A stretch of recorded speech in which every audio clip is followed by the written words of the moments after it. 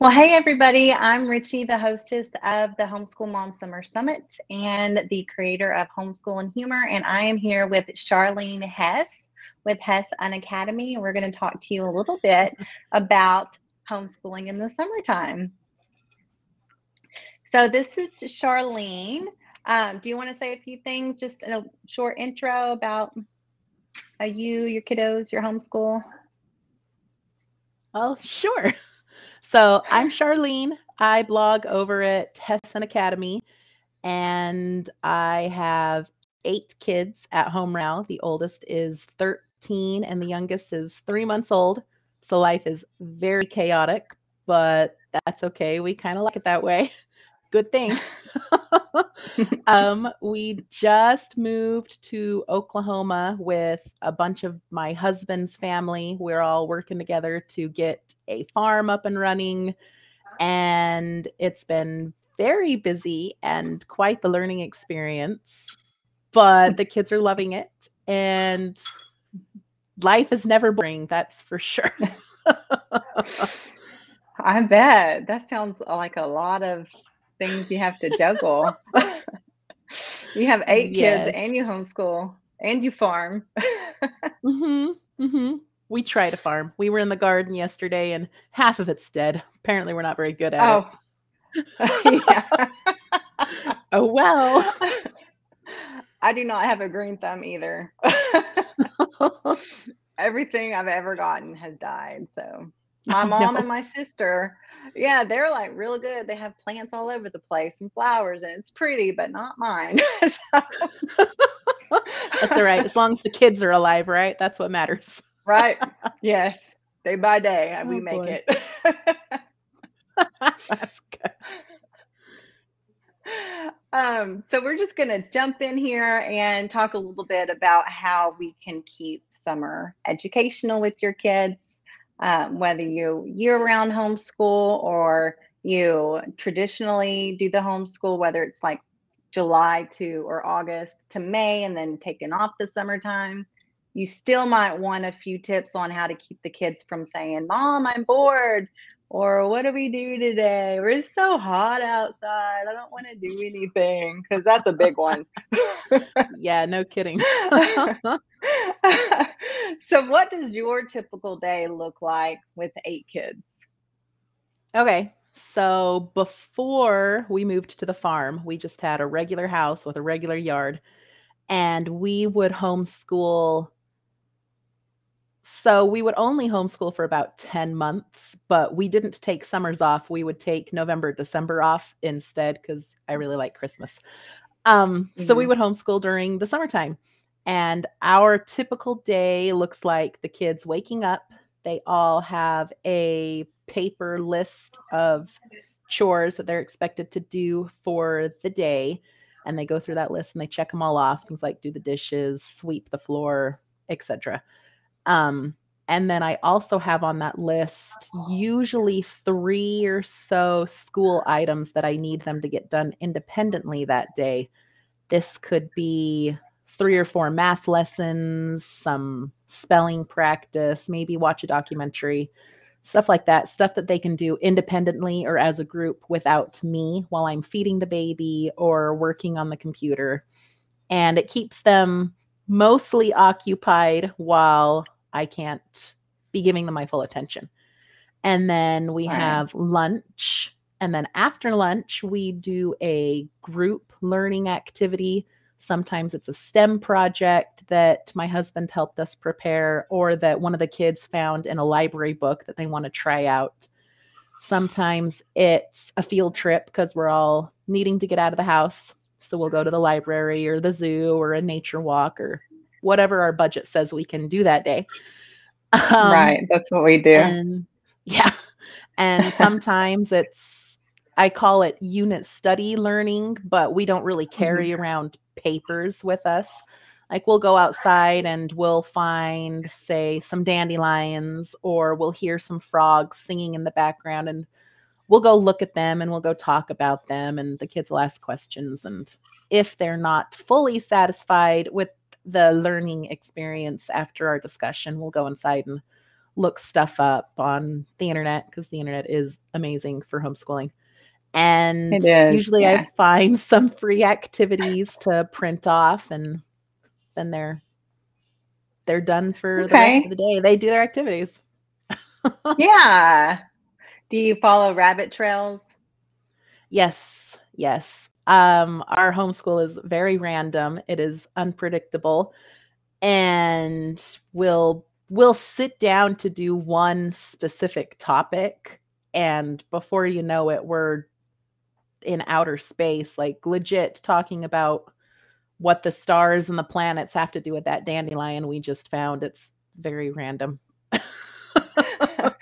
But they're That's okay. learning. Yes. That is Yes. okay. We do Yeah, the if same any, thing. yeah.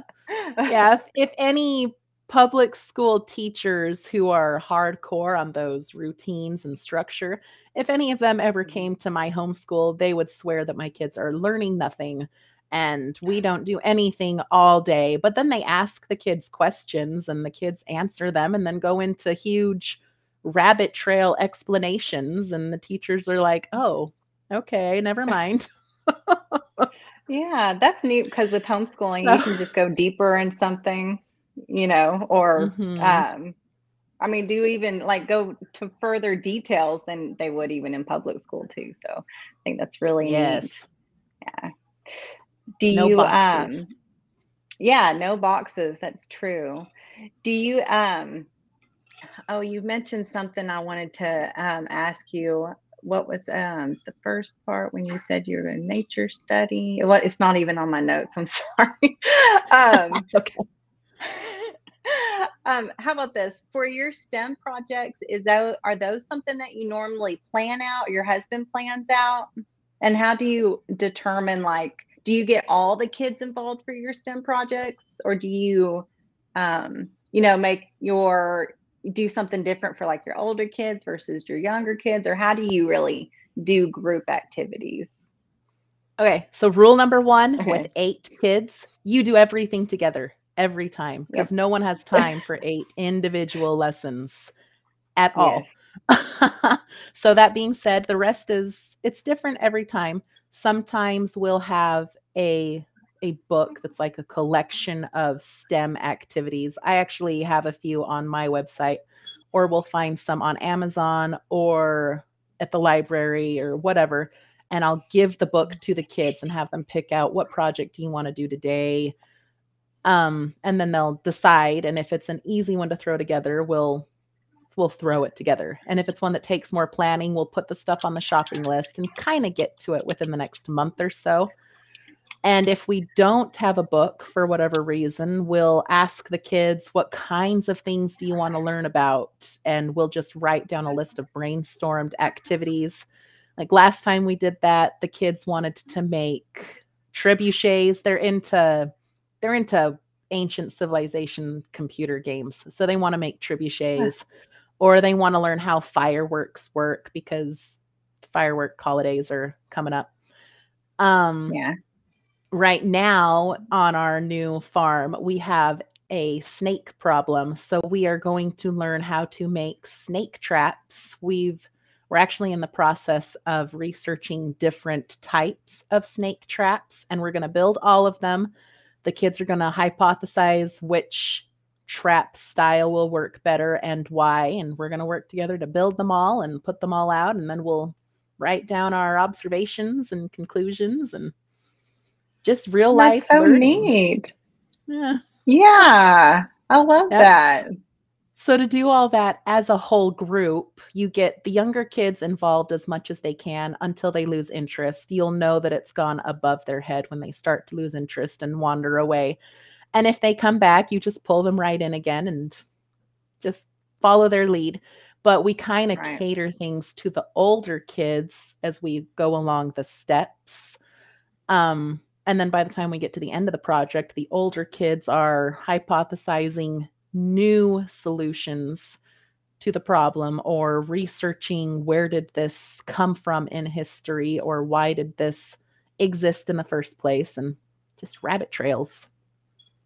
Yeah. So I think an example oh, go on that. ahead. Sorry, go ahead. No, you go ahead. Okay. I want to hear what else you have to say. So yesterday, I think it was yesterday, my 4-year-old loves arts and crafts. So I printed out, he asks me every day to print stuff out for him. That's why I've got so many on my website. So I printed out a paper pinwheel arts and crafts thing for him, and he had a blast making it, but it's just paper and glue stuck to a straw. And I said, well, I don't know if it's going to be able to spin. It probably won't, but it's a cool little flag fan looking thing. Have fun. Yeah. And then my 13-year-old comes around and says, Mom, I can make it spin. So he crafted it and edited it, and now it spins, and the kids are holding them in front of the fans, and it spins, neat. and it's hilarious. So I need to add that to the instructions online. How to make it spin. My 13-year-old did it. just age appropriate rabbit trails. Give them the freedom to go. Yeah. When do you determine how old enough they are to independently learn? So they can independently learn when they ask you a question and you say, I don't know, what do you think? And instead of saying, I don't know, they run off and discover the answer on their own. That's kind of the point. It's different for every kid. My oldest was that way at 7. My current 9-year-old says, well, I don't know, I'll figure it out some other time. It's just different for every kid. Right. Okay. I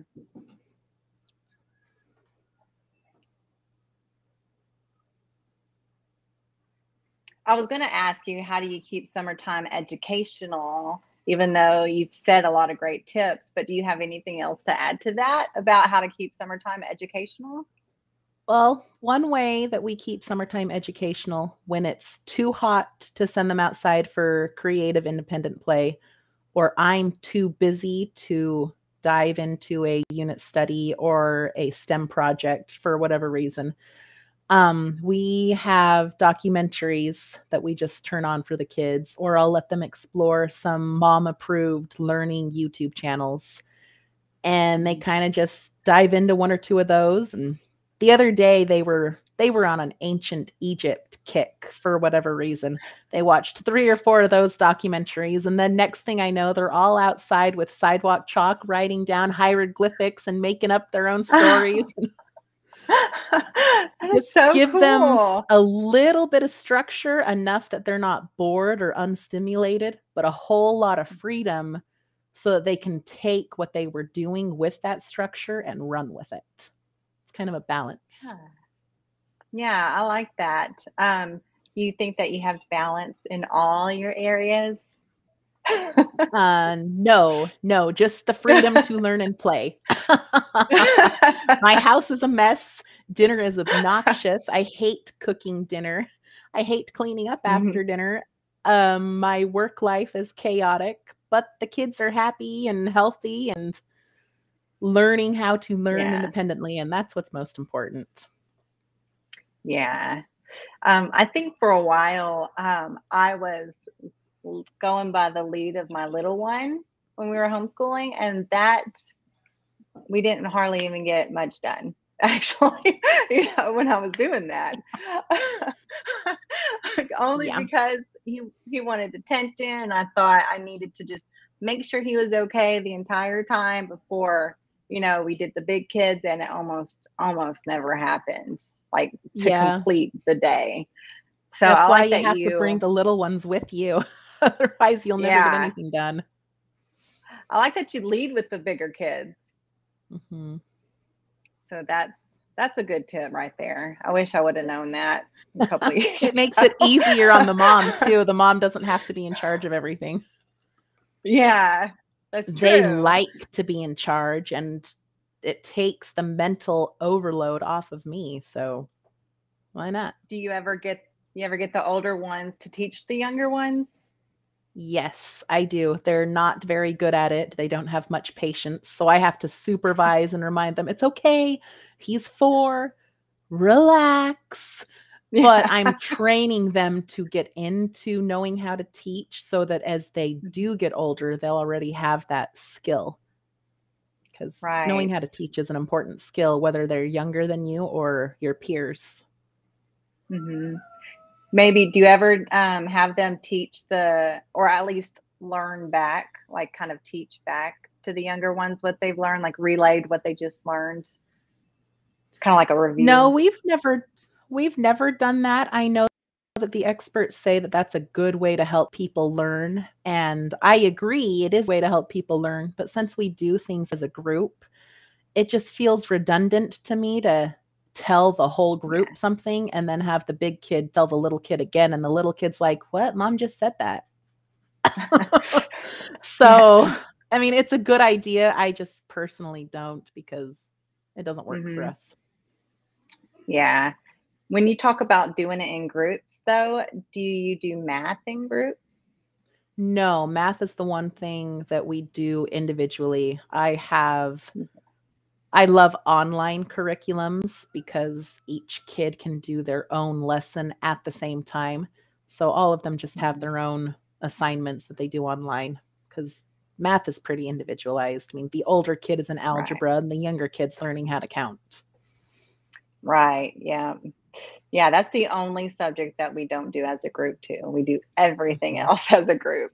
And I only have three Yeah. kids. Yeah.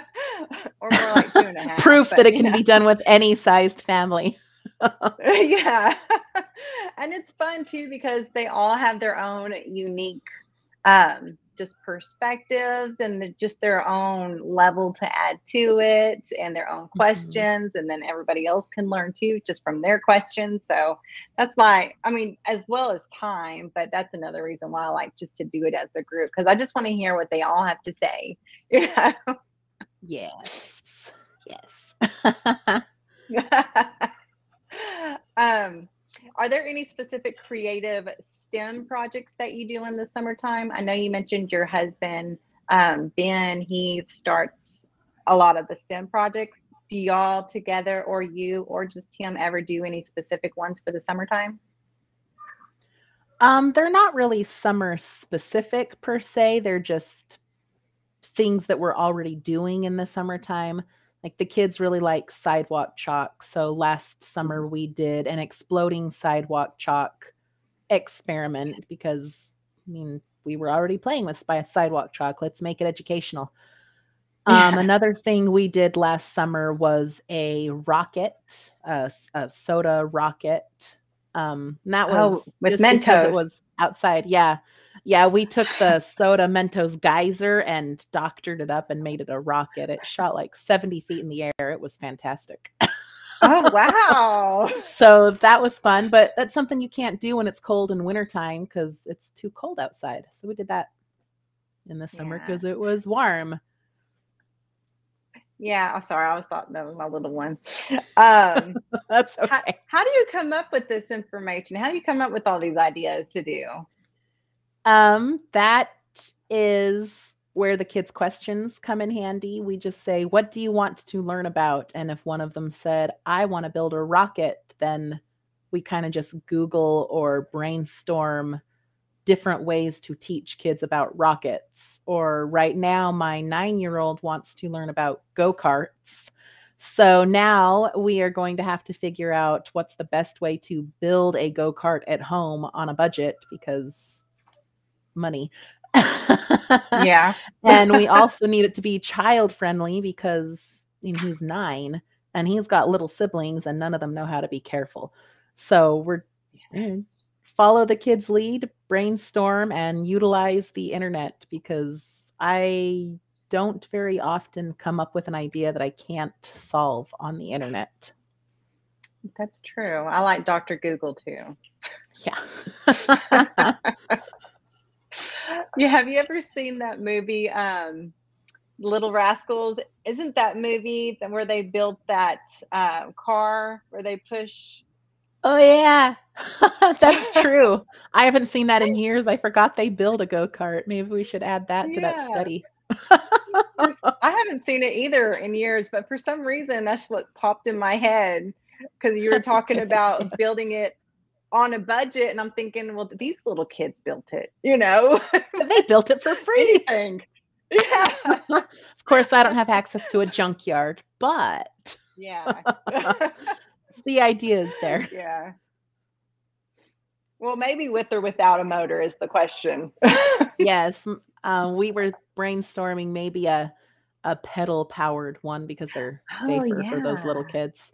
We'll have to see what we can come up Oh, with. yeah. But That my is so mind is not neat. mechanically minded at all. That's where Ben Yeah. and the 13-year-old come in. It's nice to have a lot of people involved because they all bring their own Right. skills, I Their guess. own ideas to it. Mm-hmm. Yeah. Their own skills. That's right. Or talents. Yep. Yes, talents. Yeah. I bet you have a lot of talents to work with. Yes, we do. Hence the chaos, but it's really great. I love chaos too. I'd rather prefer Mm-hmm. that than it being boring. So, Oh, that's true. yeah. Um, do you often have like a lot of ideas that you get from the kids It that you kind of have to pick from? depends. Sometimes we'll have 20 or 30 ideas, and sometimes we're lucky to get one or two. And then we just start repeating old projects because even if you've done the project before, they're at a different level. They're at a different stage in their learning. They can pick up something new every time.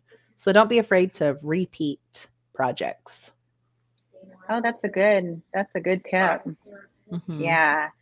Um, that's true because isn't it history? Well, with us for history, you go through history a few times.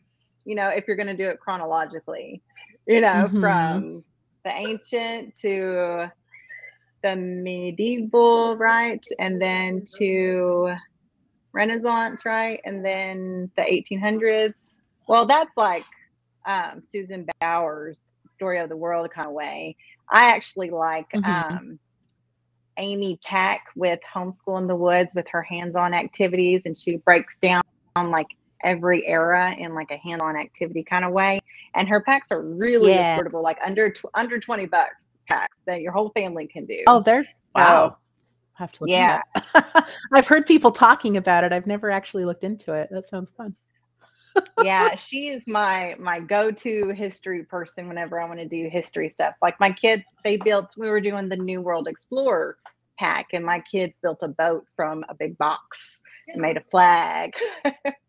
Oh, So cool. it was, yeah, so it's real fun. And the Explorer ones, she talks about, I think between 2025 explorers, like Ponce de Leon was looking for the fountain of youth around Florida, and it's just interesting.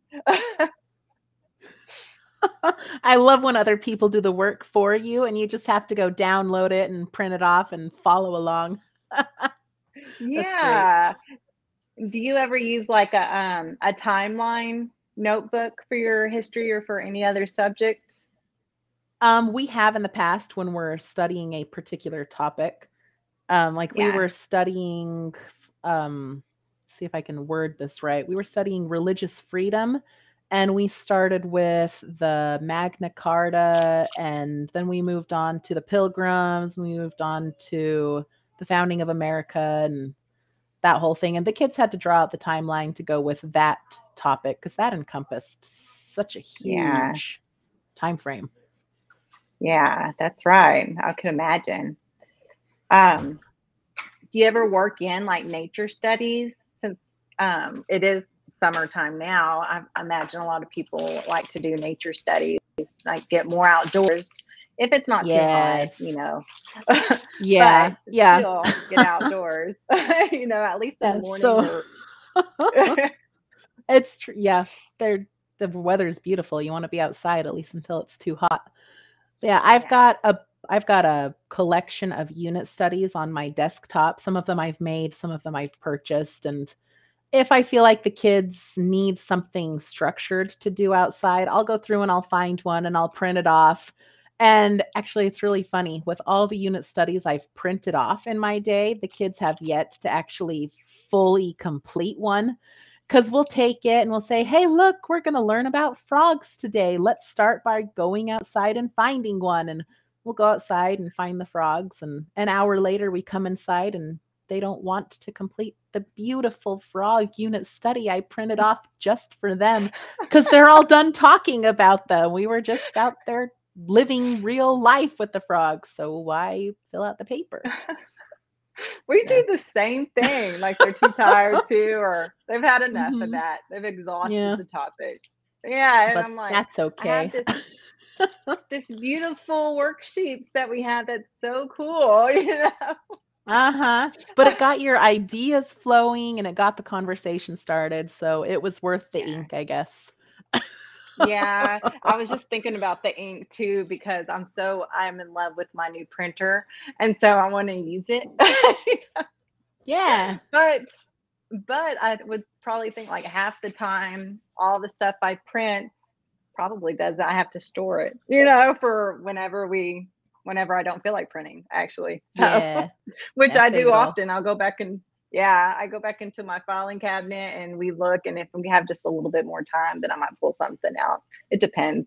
Depends on if I've planned something for the lesson, because I'm a planner. I like to plan stuff. There's nothing wrong with planning. Yeah, no, but I know that Tana with the proverbial homemaker, she doesn't plan her homeschool, but she'll write what they did for her homeschool, like that day, like a backwards. Yeah, and that's how she goes about her homeschool day. She doesn't necessarily plan either, so everybody has their own planning take on it, how they get the lessons done. So I think that's really neat how everybody can just work their own system for their homeschool, and it just the kids are learning, as long as the kids are learning, it's all okay. And on that note, not only is it okay to do things differently from other families or from other expectations, it's also okay to change things up. Our family can't stick to the same method for longer than 4 or 5 months because we lose interest or we get overwhelmed or whatever it is. So we actually every 4 or 5 months change everything. We'll go, instead of this cool checklist that I've made, we'll swap to, okay, this is our schedule. Every day at this time, we're going to do this. At this time, we're going to do this. And then 4 or 5 months later, we'll say, okay, throw everything out the window. Now we're going to do life schooling because we're tired of papers. So we'll go to the kitchen and cook something and then talk about why that does that or whatever, and change things. Yeah. Well, you also have little kids, and I bet you have to rearrange, readapt your schedule according to their growth. Yes, that's right. True. I hadn't thought about that being the trigger, but it kind of is. I just know because my little one, when he was a baby, he had a lot of naps. He woke up a lot of interruptions, and a lot of times I had him on my lap. But my schedule with the bigger kids is different. The older he got, the more I rearranged it. So yeah, that's true. If the little kids taking more naps, the bigger kids can do more mature learning, age appropriate learning without the interruptions. And when they're awake, you change and do group activities.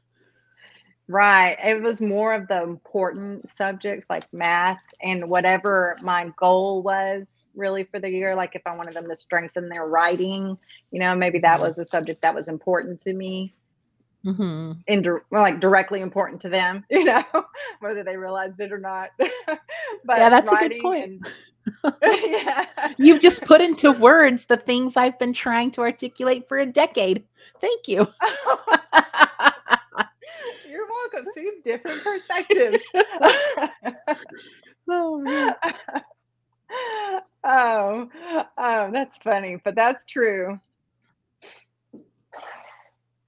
So, let's see. If y'all are watching the replay, go ahead and just type in the replay and just let us know one of your biggest questions when it comes to putting education in the summertime season. And just let us know, because Charlene, how long have you been at homeschooling again? 13 years, because my oldest is 13 and we started when he was born. Oh, yeah, that's true. So there you go. Yep. And so Charlene has a lot of experience, and I'm sure she's been there, done that. If you have any questions when it comes to STEM projects, because I called her the STEM queen earlier. That's very nice. Thank you. Oh boy. So any kind of any kind of questions that you might have about STEM or putting, like I said, the education in summertime, just go ahead and leave them below and we'll hop to it too. So just wrapping up a little bit, I wanted to ask this final question. What would you say to the mom that's feeling like she's behind in her homeschool? Okay, so I would say behind what? You don't public school for a reason, right? What is that reason? Why do you feel like homeschooling is more important? And if homeschooling is so important, why do you feel like it's so important to keep up with the public schoolers? Unless you are planning on sending your kids back to public school for some reason, there's really nothing to keep up with. If your kids can read, if your kids can write, if your kids know how to learn independently, if they ever come to a point in their lives where they need to learn something that they missed out on, they'll go learn it. Yeah. What about, I mean, that's true. I mean, that is true. Some are just beginning homeschool this upcoming year. Some have homeschooled for their first year already. And so they kind of have their feet wet, but they're still nervous going into the next year. And I think a lot of new homeschoolers, they feel overwhelmed or they feel really nervous. And I want to think that a lot of times it's because they just want to keep up with, I guess, societal standards for how they measure their kids' education. But I wanted to ask you because yeah, go ahead. I wanted to get your perspective on it, and that's why I asked you that. Go ahead.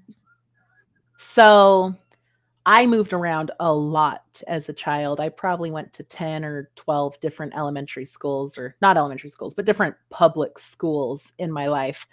And if you've ever moved around, you know that not even different public schools have the same level of standards. I mean, they'll be more or less on the same math level, but everything else, it kind of depends on where you live. So even these public schoolers aren't keeping up with everybody else. So it's really not as big of a deal as you might think it is. Just don't compare your kids to other people's kids. Like for example, even in the public school system, some kids are expert readers. They've read all the classics. They can memorize and recite the grammar rules, but they go to the chemistry class and they can't tell you even what a periodic table is, let alone what's on it, and vice versa. Yeah. These are the same kids in the same school system, and they are still so different from each other. What makes us think that our homeschooled kids have to master everything that these public school kids can't, that they can't? And that's not to bash the public school kids, because everyone does the best they can for their kids. But don't compare your kids' weaknesses to some other child's talents, because that's just not fair. I like that. That's good. You should write that one down. And I guess it goes along with the same note about finishing your curriculum. What do you think? What do you have to say about moms that feel like they have to finish this curriculum? I have yet to actually finish a curriculum ever. Yep. It kind of makes it more affordable because I can just dive into it again the next year, and it saves me money. Yep. But it also, I haven't finished one either. yeah. I've never finished a curriculum. Even like our math topics, my 13-year-old taught himself how to multiply at 5 years old. And he has been in his Algebra 1 course for 3 years now. And he's almost to the end of it. So yeah, I mean, we finish. No, you don't worry about finishing things as long as everyone is progressing. I mean, I thought he'd be done with algebra 2 or algebra 3 by this age because he learned so quickly at a young age. But then he hit that point where he just wasn't motivated anymore. And we've been stuck in the same lesson for 3 years. Yeah. But then we were talking about seasons. So seasons change, our homeschool change. We have to adapt and adjust and be okay with it. Yes. Yep. Just be okay with not holding yourself to someone else's standards, because no one else cares if you finished your curriculum. As long as everyone is progressing, you get to define that progress. And public schools don't finish their curriculum either. That's true. That is true. Yeah. Even me personally, I just remember in school, we would have like so much left in the textbook, or my teacher's talking like she really wanted to finish this, so at least we can get near the end or whatever, you know. So yeah, that's true. I don't know if we ever finished a textbook in public school. I can't remember. Yeah. Oh well. Do you test your kids just to see, or is it homeschool law where you're at now? I don't. I have been blessed to live in states that have never had that requirement. Out of the 5 states I've lived in, none of them have required tests, thank goodness. And I just don't see a need. I don't know what I would do if I did live in one of those states. Yeah. Let me tell you real quick before we jump off.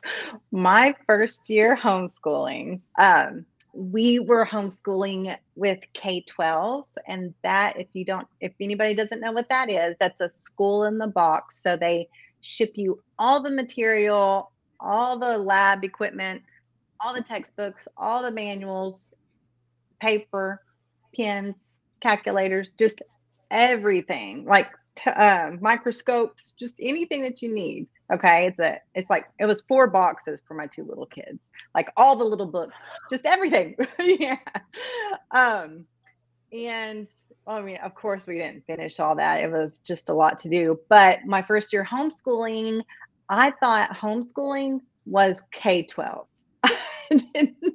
I didn't know that you can customize, and there were other curriculums out there for homeschooling, you know. And when I was doing it, I was really trying to keep up with it, and I was feeling the guilty, you know. I was feeling guilty. I was feeling like I was behind. I mean, there was so much to do, and I remember thinking, how do people do this in just 8 hours, you know, because we would spend almost all day, you know, doing it. Man. And I'm like, yeah. And I was just so like I just don't know. So I would read a couple of books, and then I got to researching that summer afterward. And it was just a beautiful moment when I realized that there were other curriculums out there, that I can make a writing curriculum from this person, and I can get a science curriculum from that person, you know.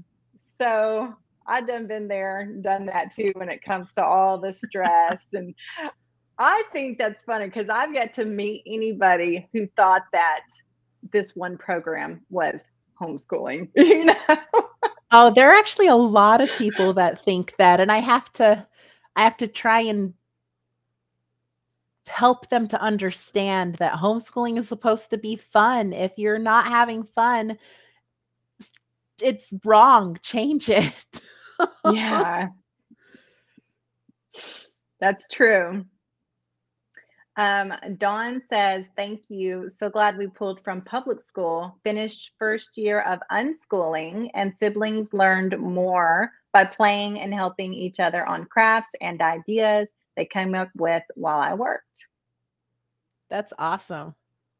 Yeah, that is really good. I bet I work from home. Okay.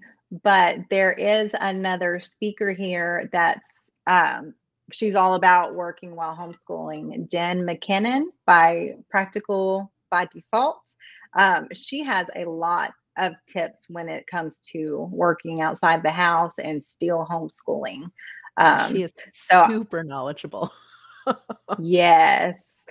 So anybody that's working while they homeschool the kids, I would jump on, because Jen actually did a live yesterday afternoon. I watched most of it, and it was really good what she was saying, and some things I hadn't even thought about. So if you have that, if you need to work while you homeschool, I would check out Jen McKinnon's live from yesterday. I just wanted to say that because Dawn mentioned working. So I thought that was, and her kids doing crafts. So I wanted to just throw that out there.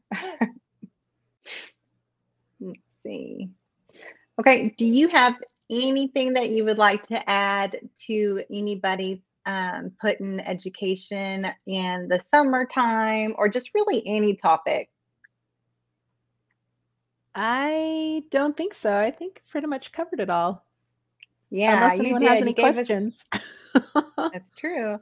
You did. You gave us a lot of information and a lot of great points to think about. And I bet there are several people. I would have loved to have listened to you when I first started homeschooling. Well, thank you. Sometimes I feel like I have no clue what I'm doing, but it works for us, so who cares? Yeah, that's true. And as long as your kids are progressing, as long as they're just learning, it's fine.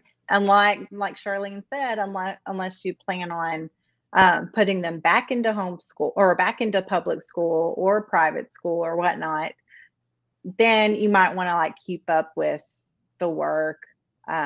You might want to measure it that way. Or maybe you're in a state where you have to keep up with the documentation, for your state and turn in and whatnot. But even saying that, they might tell you what to teach, but they don't tell you exactly how to teach or when to teach.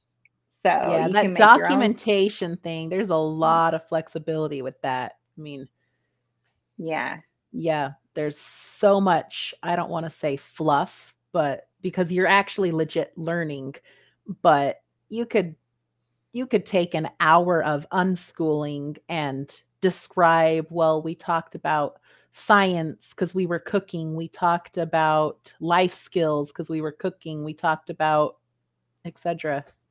Documentation is not as stringent as some people believe it is, but that's a whole nother topic we could get into later. That's true. That is true. But I'm glad you added that though. So you can make summertime educational, even if you have homeschool laws you have to document too. Mm-hmm. All right. So if anybody has any questions, go ahead and pop them in the chat. I'm glad that everybody's here with the Homeschool Mom Summer Summit. If you've yet to upgrade to the Lifetime VIP Pass, you can click this link I'm putting in here, homeschoolmomsummersummit.com/this. And number 3, aren't you, right? Yeah. Okay. So you can click that if you wanted to get to, if you're already in the group and you haven't registered yet, you can go ahead and click that. And if you wanted to upgrade, if you've already registered and you want to go ahead and grab lifetime access, you still can, and it's still on a discount. So you have until Friday to get the big discount on it. And it's Homeschool Mom Summer /lifetime VIP. And okay, the link is if you'll need to register for the Homeschool Mom Summit, you can, because I know there's a lot of people still in this group who probably haven't. And then if you already have and you want to go ahead and grab the lifetime access, you can still do that with the Lifetime VIP Pass. Just click that link, it'll take you straight there. So thank you, Charlene, for joining us. That is Charlene Hess with Hess Unacademy. And I'm Richie Soares with Homeschool Mom Summer Summit and Homeschool and Humor. And I'm so happy you guys jumped on. and I will see y'all tomorrow. Bye. Bye.